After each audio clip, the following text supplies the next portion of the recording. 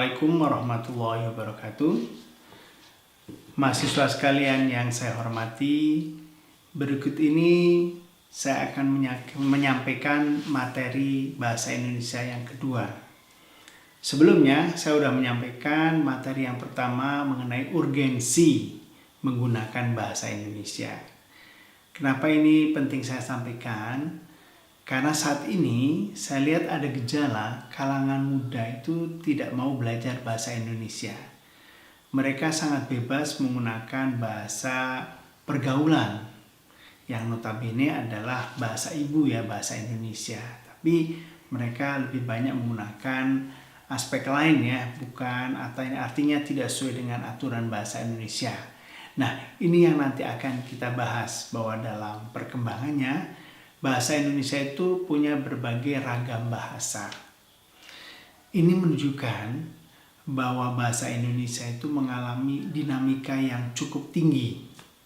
Kita tahu bahasa Indonesia ini punya punya varian atau punya variasi bahasa yang demikian kaya. Kita lihat bagaimana nanti kita akan menjelaskan mengenai apa yang disebut dengan ragam bahasa. Ya, ragam bahasa itu tidak sekedar jenis, tapi lebih dari itu, gitu ya. Nah, di sini saya akan jelaskan mengenai ragam bahasa menurut Halliday. Jadi menurut dia ragam bahasa itu terbentuk oleh dua hal. Pertama adalah pemakai. Jadi artinya penutur dari suatu bahasa tersebut. Yang kedua, pemakaiannya, artinya situasi ketika bahasa itu digunakan. Jadi ingat teman-teman bahwa ragam bahasa itu terbentuk oleh dua hal. Pertama adalah pemakainya dan yang kedua adalah pemakaiannya. Pemakainya artinya bagaimana si pengguna bahasa itu menggunakan bahasa Indonesia, katakanlah begitu.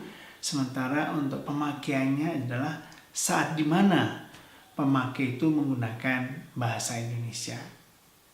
Baik, saudara sekalian, fungsi sosial menentukan bentuk bahasa dan bagaimana perkembangannya. Nah, ini masih menurut Halliday. Nah, ini menunjukkan bahwa memang bahasa di suatu bangsa itu memang selalu mengalami dinamika. Nah, di antaranya bahasa Indonesia ini cukup dinamis ya.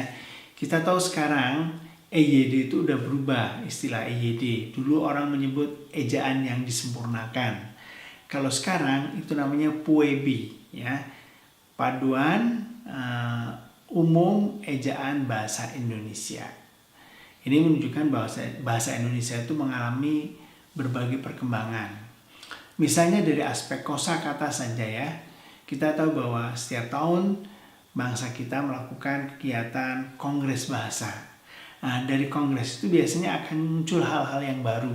Katakanlah misalnya istilah ya, kata-kata gegara itu untuk menggantikan kata-kata gara-gara. Kemudian kata sekira itu untuk menggantikan kata-kata sekitar.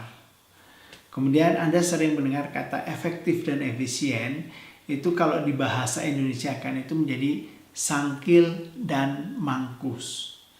Nah, ini menunjukkan bahwa bahasa Indonesia juga mengalami dinamika yang begitu tinggi ya. Makanya mempelajari bahasa Indonesia ini penting, apalagi bagi kalangan pelajar ya, terutama mahasiswa. Kenapa? Karena dari berbagai kali saya menguji skripsi mahasiswa, ternyata 90% kesalahan mereka itu pada aspek bahasa. Jadi penggunaan bahasanya itu sangat kacau gitu ya. Padahal itu aturan-aturan yang sederhana. Misalnya kata depan dan imbuhan saja di kalangan mahasiswa itu banyak yang salah. Bayangkan ya, itu di kalangan mahasiswa.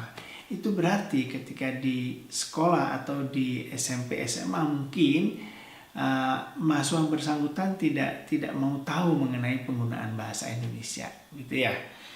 Baik, selanjutnya kita bicara tentang variasi bahasa Indonesia berdasarkan pemakainya ya. Di sini ada yang disebut dengan dialek regional. Yang kedua disebut dengan dialek sosial. Yang ketiga dialek temporal. Dan yang keempat adalah idiolek ya. Jadi varian dari seluruh bahasa yang disebabkan oleh pemakai bahasa disebut sebagai dialek gitu ya. Saya yakin Anda juga pernah lah mendengar istilah dialek ya, terutama dialek yang disampaikan karena penutur itu berlatar bahasa atau berlatar suku yang berbeda. Katakanlah misalnya orang Jawa itu selalu ada yang namanya medok gitu ya. Jadi kalau ngomong bahasa Indonesia bernada medok, dan itu bawaan ya atau dialek dari katakanlah suku atau daerah di mana dia berasal. Demikian juga orang Batak ya. Kemudian juga orang Sunda itu selalu punya dialek khas gitu ya. Oke, berikutnya. Jadi yang dimaksud dengan dialek regional itu adalah variasi bahasa yang digunakan di daerah tertentu. Ya. Contohnya ketika bahasa Indonesia dituturkan atau digunakan oleh penutur yang berada di daerah Jakarta, pasti berbeda dengan penutur bahasa Indonesia yang ada di daerah lain. Jadi yang tadi saya contohkan. Katakanlah mungkin Anda mendengar bahasa Indonesia itu agak sedikit medok karena jelas saya itu berasal dari Jawa Tengah ya. Mungkin ketika Anda mendengarkan seorang dosen menjelaskan dan ternyata dia berlatar belakang Sumatera atau katakanlah misalnya Medan gitu ya, akan kelihatan, akan kerasa ya dialeknya. Dan itu wajar saja gitu ya. Hanya saja mungkin kita harus sedapat mungkin menekan dialek itu supaya tidak kelihatan dialek daerah kita gitu ya. Berikutnya dialek sosial. Variasi bahasa yang dipakai oleh kelompok sosial tertentu. Nah, ini yang sekarang berkembang. Saya sering mendengarkan ketika berada di sebuah kafe, ketika melihat rombongan anak muda, jelas mereka menggunakan yang disebut dengan dialek sosial. Misalnya karena mereka masih muda, mereka menggunakan bahasa yang tadi bahasa gaul. Lu dari mana aja gitu ya. Padahal dia nggak berada di Jakarta, tapi karena dialek sosial seperti ini biasa dan itu dilakukan oleh kalangan muda. Nah, kalangan muda pun kadang-kadang berbeda antara yang tingkat SMA dengan mahasiswa. Kalau mahasiswa mungkin bahasa yang digunakan jauh lebih lebih tertata gitu ya. Tapi kalau mungkin anak-anak SMA mungkin masih masih bahasa gaul banget gitu ya. Nah, itu yang disebut dengan dialek sosial. Nah, tentunya dialek sosial itu berbeda antara mahasiswa dan juga antara dosen. Sehingga ketika dosen menyampaikan di kelas, mau tidak mau, ya dosen harus menempatkan diri sebagai katakanlah tadi sebagai pengajar ya, sebagai narasumber yang harus menggunakan bahasa yang memang sesuai dengan kaidah bahasa Indonesia ya, tidak menggunakan bahasa katakanlah gaul gitu ya. Berikutnya adalah dialek temporal. Apa yang dimaksud dengan dialek temporal? Variasi bahasa dari bahasa Indonesia yang digunakan dalam kurun waktu tertentu. Nah, kita lihat variasi bahasa Indonesia zaman tahun 90-an tentu berbeda dengan variasi bahasa Indonesia pada zaman sekarang ya. Ya seperti yang saya bilang tadi, perubahan bahasa pun banyak kita lalui ya. Misalnya dulu kita mengenal ejaan opposition, kemudian ada ejaan EYD. Dan sekarang kita mengenal namanya Poebi gitu ya. Ini menunjukkan bahwa secara dialek temporal bahasa itu mengalami berbagai perubahan. Nah, ini tentunya mungkin itu berlaku juga di bahasa yang lainnya ya. Oke. Baik, selanjutnya yang terakhir disebut dengan idiolek. Idiolek itu apa sih? Variasi bahasa yang menunjukkan keseluruhan ciri-ciri bahasa seseorang ya. Contohnya, kita semua menggunakan bahasa Indonesia sebagai bahasa sehari-hari yang digunakan. Tetapi kita memiliki ciri masing-masing yang menjadi kekhasan diri kita, gitu ya. Misalnya, kalau di kalangan Sunda, selalu kalau bicara itu sering diikuti dengan mah. Saya mah sudah ke sana beberapa kali. Mah inilah yang menunjukkan tadi yang disebut dengan idiolek, gitu ya. Nah, itulah beberapa variasi bahasa Indonesia yang memang ada dalam kehidupan kita sehari-hari. Nah, masing-masing pemakai dan pemakaiannya itu akan berbeda. Oke. Kemudian berikutnya adalah variasi bahasa Indonesia berdasarkan situasi pemakaian. Kalau tadi berdasarkan pemakainya. Nah, kalau sekarang kita bicara tentang pemakaiannya, gitu ya. Oke. Ragam bahasa berdasarkan pemakaian. Pertama adalah pokok pembicaraan, medium pembicaraan, dan hubungan antar pembicara. Oke ya. Ragam bahasa Indonesia menurut pokok pembicaraan. Pertama adalah ragam bahasa undang-undang, gitu ya. Nah, kita tahu undang-undang itu punya ragam bahasa Indonesia yang memang tersendiri, sehingga memungkinkan orang itu tidak salah tafsir. Itu harusnya seperti itu ya bahasa undang-undang. Karena apa? Karena bahasa undang-undang tentunya saklek ya. Dia tidak punya makna ganda. Karena undang-undang ini harus jelas, harus pasti begitu ya. Inilah mengapa di kalangan fakultas hukum tentunya mahasiswa belajar tentang ragam bahasa undang-undang. Karena sedapat mungkin mereka harus paham bagaimana sih menggunakan bahasa untuk membentuk atau melahirkan undang-undang tertentu. Berikutnya adalah ragam bahasa jurnalistik ya. Kita tahu di kalangan mahasiswa Vkom, terutama yang mengambil bidang kajian jurnalistik, mereka mempelajari tentang bahasa jurnalistik, yaitu bahasa khas yang digunakan memang untuk kegiatan jurnalistik ya. Misalnya untuk membuat berita, membuat slide news ya, untuk berita yang sekilas, membuat deep news, berita mendalam, dan yang lain-lainnya. Jadi artinya ragam bahasa jurnalistik itu hanya dipakai oleh kalangan jurnalis dan penulis. Gitu ya.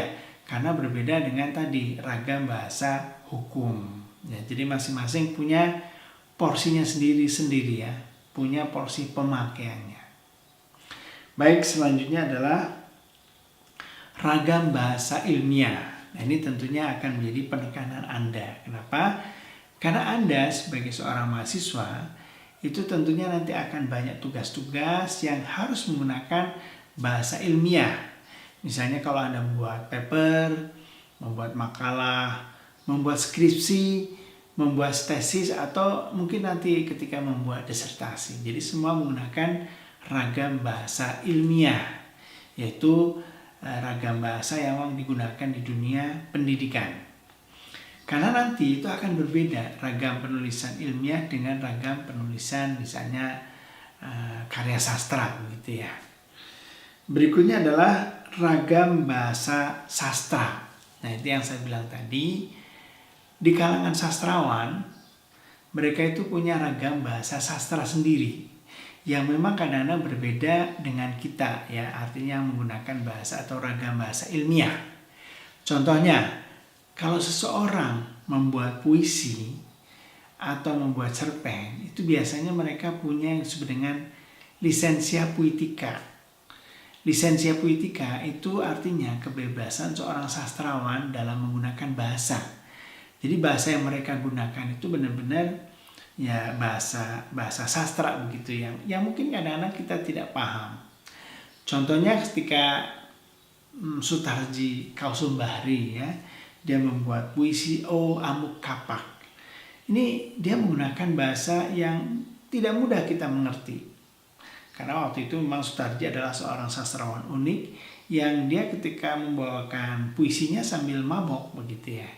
Dan ketika dia menciptakan puisinya pun dia banyak menggunakan lisensia puitika atau kebebasan bahasa yang digunakan oleh seorang sastrawan. Baik, itulah mengenai ragam bahasa Indonesia menurut pokok pembahasan atau pokok pembicaraan. Jadi masing-masing punya punya porsinya atau punya gayanya sendiri-sendiri. Baik, berikutnya adalah ragam bahasa menurut medium pembicaraan. Oke. Pertama adalah ragam lisan, yang kedua ragam tulisan. Nah, untuk ragam lisan ini kita bedakan menjadi 4. Pertama, ragam percakapan, ya. Yang kedua, ragam pidato. Kemudian yang ketiga, ragam kuliah.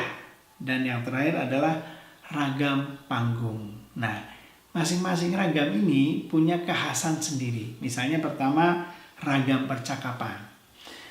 Dalam percakapan, kita bisa mendengarkan ketika kalangan mahasiswa ngobrol di misalnya kantin.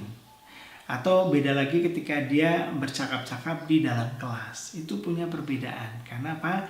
Karena mereka terikat oleh ragam percakapan bahasa Indonesia. Oke. Yang kedua, ragam pidato. Tentunya ragam pidato itu berbeda dengan ragam pembicaraan. Apalagi pidato pun nanti akan dibagi. Ada yang disebut dengan pidato formal, kemudian non formal, kemudian informal. Tapi kalau pidato yang saya maksud di sini adalah pidato yang sifatnya formal, jadi menggunakan bahasa Indonesia baku. Yang berikutnya adalah ragam kuliah. Ini juga sama. Jadi kalau Anda hadir di kuliah, Anda hadir di kelas, tentunya hindari bahasa percakapan, tapi gunakan bahasa atau ragam ilmiah, karena itu yang digunakan pada saat kita melakukan kegiatan perkuliahan. Baik, selanjutnya adalah ragam panggung. Jelas ya, ragam panggung itu tentunya berbeda dengan ragam-ragam yang lain, karena ragam panggung itu punya kekhasan, gitu ya. Inilah yang nanti akan digunakan oleh seorang MC atau Master of Ceremony. Kenapa? Karena seorang MC pun dia harus melihat di mana dia manggung, katakanlah begitu ya. Kalau acara formal tentunya bahasa yang digunakan berbeda dengan bahasa kalau panggungnya itu panggung non formal, apalagi yang panggung informal. Nah, ini tentunya harus dikuasai juga ya. Kapan saatnya Anda berada di panggung formal, non formal maupun informal.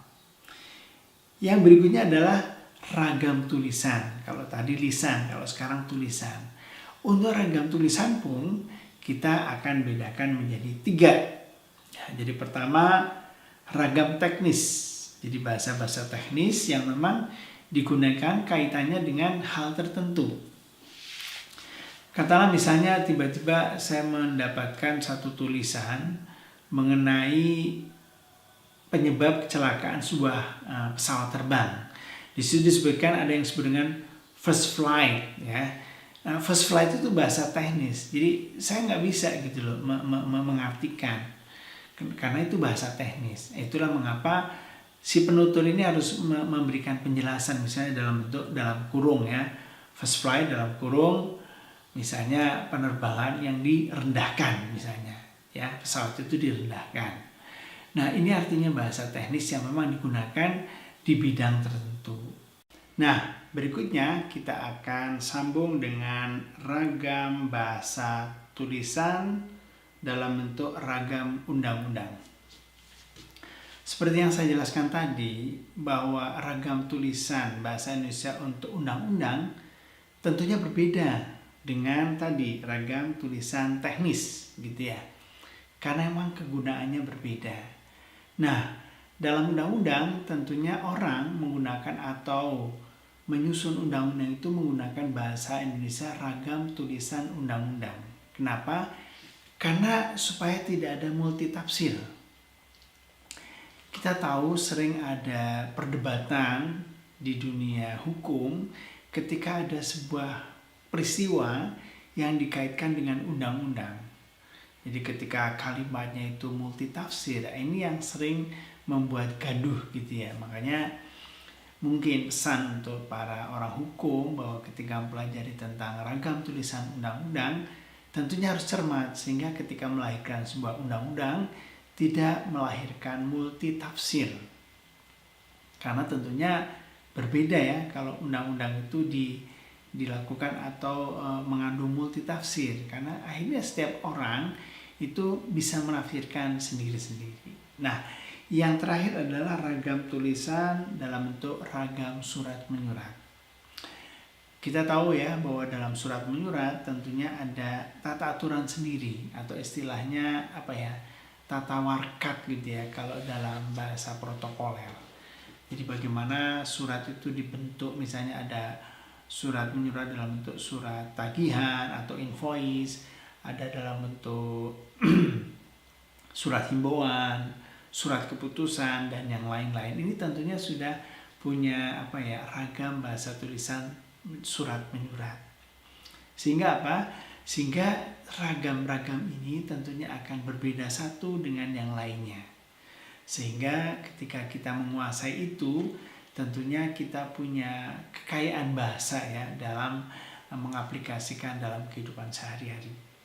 Nah, baik. Selanjutnya adalah ragam bahasa berdasarkan hubungan pembicara. Ya. Pertama adalah ragam resmi. Biasanya ragam bahasa Indonesia yang resmi Anda gunakan dalam acara atau pada keadaan resmi dan formal. Ya. Jadi ragam resmi itu adalah satu ragam yang biasanya Anda gunakan pada forum-forum resmi atau formal. Misalnya ketika ada acara seminar, sarasehan, lokakarya, begitu ya, itu tentunya di situ Anda harus menggunakan ragam resmi, karena di situ Anda nggak bisa menggunakan bahasa dialek regional misalnya, atau menggunakan dialek sosial, tapi harus menggunakan ragam resmi. Yang kedua, ragam santai. Nah, ini tentunya berbalik ya dengan ragam yang resmi. Jadi kalau ragam santai, tentunya Anda menggunakan ragam yang santai ya, sehingga di situ antara satu dengan orang lain itu tidak terjadi situasi yang kaku atau formal. Tapi suasananya santai. Ya misalnya ketika ngobrol itu tentunya kita menggunakan ragam bahasa santai. Jadi jangan kebalik, ketika dalam suasana santai kemudian kita menggunakan ragam bahasa resmi, ini tentunya tidak pas begitu ya. Baik, selanjutnya adalah ragam akrab. Nah, ini yang terakhir juga sama. Artinya ketika Anda bertemu dengan teman akrab Anda, tentunya Anda nggak bisa menggunakan bahasa resmi. Hai, bagaimana keadaanmu? Misalnya ketika menanyakan soal kesehatan, kan biasanya paling, gimana kabarnya? Kan gitu, gimana kabarmu? Jadi misalnya tidak Anda menggunakan bahasa yang resmi, misalnya, hai apa kabar? Bagaimana keadaan kau sekarang? Tentunya ini akan membuat kita jadi ketawa ya, karena pada saat ragam akrab Anda menggunakan ragam ilmiah atau ragam resmi. Nah, ini tentunya harus Anda Anda perhatikan. Nah, saya pikir ragam-ragam itu sebenarnya untuk membuat kita itu cerdas dalam bergaul. Kenapa? Karena pergaulan ini tentunya butuh bahasa ya. Dan bahasa-bahasa inilah silakan Anda gunakan sesuai dengan tempatnya begitu ya. Sehingga nanti Anda akan bisa diterima di semua kalangan. Kemudian juga Anda akan dianggap humble. Karena apa? Karena bisa beradaptasi di semua situasi. Ya, baik.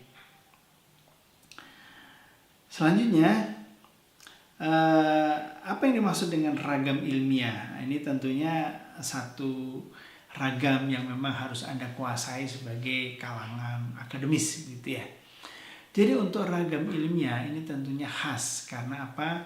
Hanya digunakan pada forum-forum ilmiah, baik yang sifatnya lisan maupun tulisan.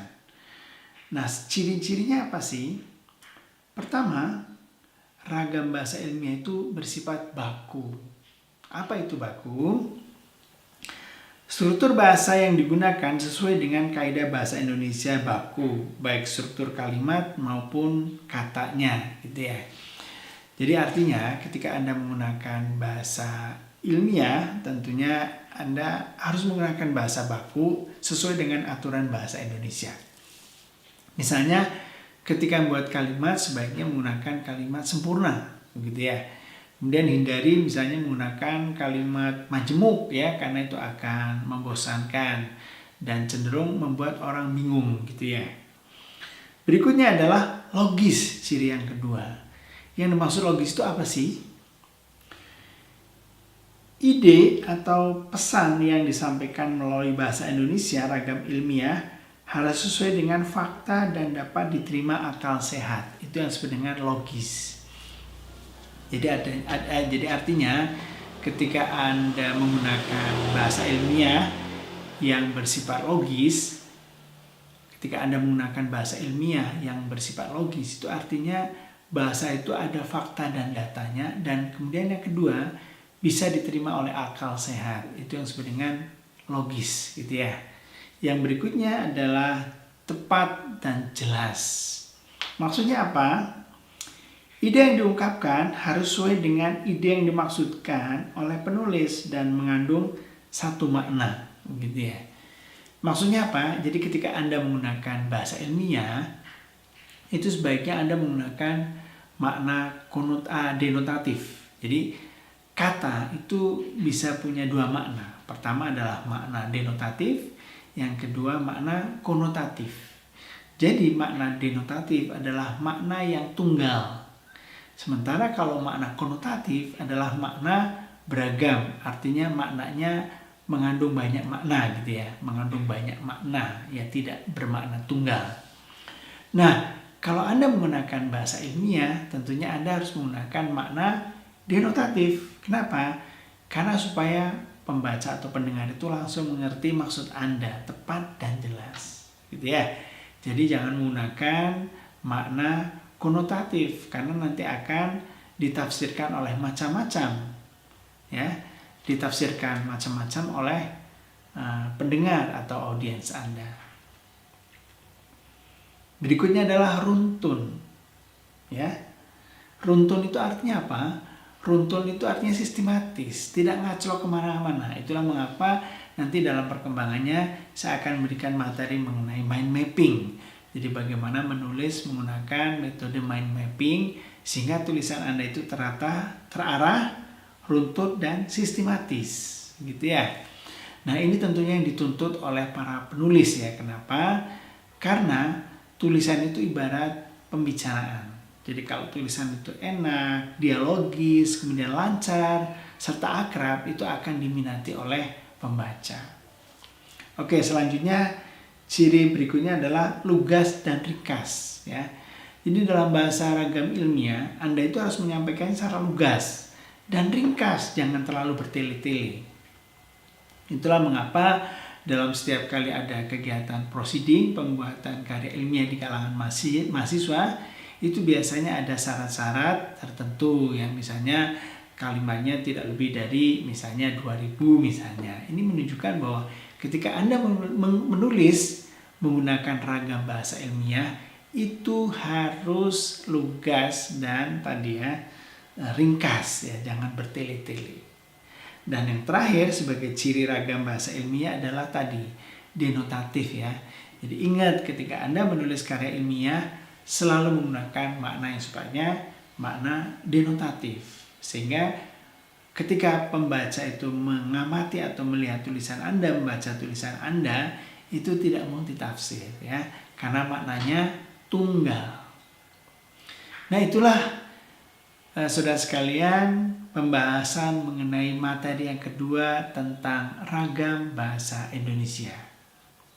Tentunya ini menurut saya penting sekali buat Anda, sehingga ketika Anda menguasai materi yang kedua ini, tentunya Anda mampu beradaptasi dimanapun.